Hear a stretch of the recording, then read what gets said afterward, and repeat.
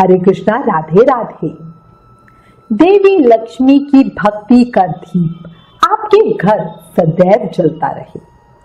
सुख, समृद्धि, धन, वैभव का लाभ सदैव आपको मिलता रहे। इसी प्रार्थना के साथ माँ लक्ष्मी के श्री चरणों में एक जयकारा। बोलो लक्ष्मी मैया की जय। आज आपको रूप चौदस या नरक चतुर्दशी की कहानी बताती हूँ। रूप चौदस को नरक चतुर्दशी या काली चौदस भी कहते हैं।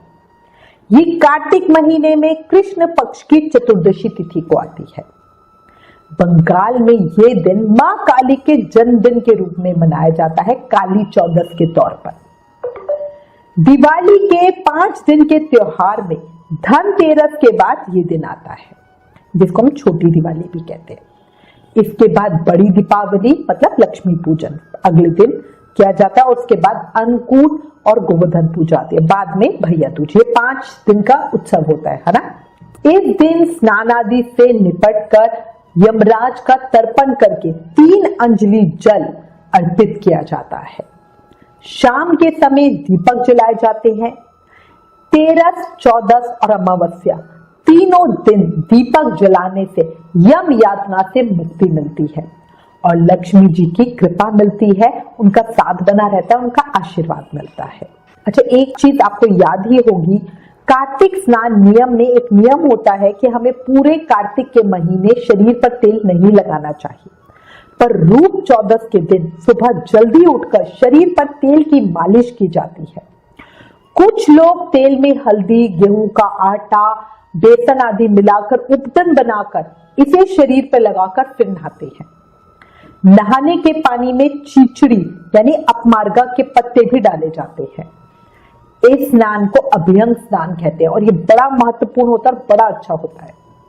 भगवान श्री कृष्ण नरकासुर का वध करने के बाद तेल से नहाए थे, तभी से ये प्रथा शुरू हुई है। पूरे कार्तिक के महीने सिर्फ इस दिन को छोड़ के कभी हमें तेल नहीं लगाना। ये स्नान करने से नरक से मुक्ति मिलती है और 100% मिलती है, इसलिए ही इसे नरक चतुर्दशी भी कहते हैं। इस दिन श्री कृष्ण की बहुत स्पेशल पूजा की जाती है और मंत्रों का उच्चारण किया जाता है। श्री कृष्ण का एक मुख्य मंत्र है वसुदेव सुत देवम नरकासुर मर्दनम देवकी परमानंदम कृष्ण वंदे जगत गुरु। इस मंत्र का जाप करिए और श्री कृष्ण की कृपा पाइए। एक और बात, बंगाल में ये दिन काली चौदस के नाम से जाना जाता है। महाकाली देवी शक्ति के जन्मदिन के रूप में इस दिन को मनाया जाता है। काली मां की बड़ी बड़ी मूर्तियां बनाकर उनकी पूजा की जाती है। ये आलस्य और बुराइयों को त्याग कर जीवन को रोशन करने का दिन माना जाता है ना। तभी कहते हैं कि भाई सुबह जल्दी उठ के हर कोई नहीं नहा सकता, तब भी कहते हैं नहीं, आलस छोड़ना है और हमें ये करना है। कुछ जगह भगवान विष्णु के वामन अवतार की पूजा की जाती है। इस दिन भगवान विष्णु ने वामन अवतार धारण करके देवताओं को राजा बलि के आतंक से मुक्ति दिलाई थी।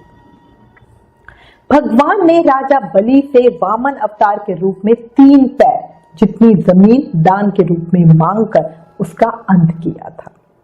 राजा बलि के बहुत ज्ञानी होने के कारण भगवान विष्णु ने उसे साल में 1 दिन याद किए जाने का वरदान भी दिया था। नरक चतुर्दशी ज्ञान को रोशनी से जगमगाने का दिन माना जाता है। इस दिन हनुमान जी की विशेष पूजा भी की जाती है। बचपन में हनुमान जी ने सूर्य को खाने की चीज समझकर उनको अपने मुंह में रख लिया था, इस कारण चारों तरफ अंधेरा फैल गया था। बाद में सूर्य को इंद्र देवता ने मुक्त करवाया था। अच्छा, इस दिन है ना रूप चतुर्दशी का व्रत भी रखा जाता है। रूप चौदस की कहानी सुनी जाती है, ठीक है। तो अगर आप वैसे कार्तिक के पूरे महीने का व्रत नहीं कर रहे हो तो कम से कम जो स्पेशल दिन है ना, इसमें व्रत जरूर कर लेना। अब आपको कहानी बताती हूँ, बहुत सुंदर कहानी है, प्रेम से मन से भाव से सुनना। एक योगी थे, उन्होंने खुद को भगवान के ध्यान में लीन करते हुए समाधि लगा रखी थी। समाधि लगाने के कुछ दिन बाद ही उनके शरीर में कीड़े पड़ने लग गए, बालों में भी कीड़े पड़ गए, आंखों की पलकों और भौं में भी जुए पैदा हो गए। अब इससे वो बड़ा परेशान हो गए और योगी की समाधि थी वो जल्दी ही टूट गई, क्योंकि वो सारे शरीर पर कीड़े रेंग रहे थे। अपने शरीर की ऐसी दुर्दशा देखकर उन योगी को बड़ा ही ज्यादा दुख हुआ। अब वहीं से नारद जी वीणा और खलताल बजाते हुए गुजर रहे थे। अब उन योगी ने नारद जी को रोककर पूछा कि हे प्रभु, चिंतन में लीन होने की चाह होने पर भी मेरी ये दुर्दशा क्यों हो रही है?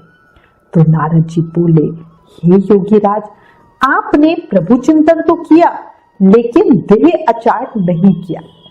अब ये कैसे करते हैं ये आपको पता भी नहीं है। समाधि में लीन होने से पहले अगर देह आचार कर लेते तो आपकी दशा नहीं होती। अब योगी राज जी ने पूछा कि मुझे अब क्या करना चाहिए? तब नारद जी ने कहा कि आपको रूप चतुर्दशी के दिन सूर्य उदय में सबसे पहले उठकर शरीर पर तेल मलकर, इसके बाद अपमार्गा मतलब चीचड़ी का पौधा जल में डालकर उस जल से स्नान करना चाहिए। इस दिन व्रत रखते हुए विधि विधान से भगवान श्री कृष्ण का पूजन करना और आपका शरीर पहले की तरह स्वस्थ और रूपवान हो जाएगा। अब वो जो योगी राज जी ने उन्होंने ऐसा ही किया और वो बहुत स्वस्थ और बड़े सुंदर हो गए। रूप चौदस का दिन बहुत शुभ होता है, इसलिए प्रसन्न रहकर भक्ति भाव से अपनी इष्ट की पूजा करने से हमें भी हमारे मन वाली इच्छा मिलती है। इसी के साथ एक जयकारा बोला श्री कृष्ण भगवान की जय, यमराज की जय, वामन भगवान की जय, मां लक्ष्मी की जय, हनुमान जी महाराज की जय। रूप चौदस को इसीलिए रूप चौदस मतलब 14 गुना रूप देने वाली कहा गया है। जरूर कर लेना, बहुत बहुत अच्छा होता है। अंत में कृष्ण भक्ति की छाव में दुखों को भुलाओ, सब प्रेम भक्ति से हरि गुण गाओ, है ना? अगर आपको रूप चौदस की कहानी पसंद आई तो प्लीज इसे ज्यादा से ज्यादा शेयर करें। Please like, share and subscribe. Thank you. Hare Krishna.